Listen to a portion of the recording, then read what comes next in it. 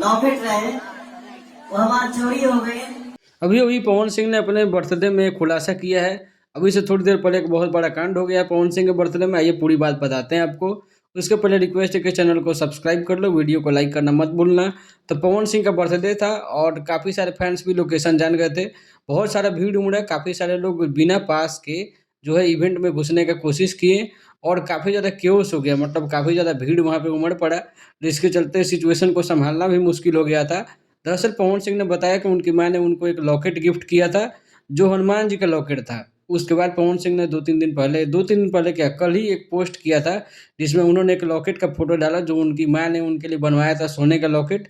और उस हनुमान जी के लॉकेट के बदले में आज जो है पवन सिंह की माँ ने उनको एक प्यारा-सा लॉकेट गिफ्ट किया है। बाकी पवन सिंह जैसे बड़े कलाकार के साथ भी इस तरह की घटनाएँ हो रही हैं, तो आम जनता की क्या ही, मतलब क्या ही कहा जाए। बाकी कई डिजिटल क्रिएटर ऐसे होते हैं जो बिना पास के भी ऐसे इवेंट में जाने की कोशिश करते हैं, तो ऐसा मत करो।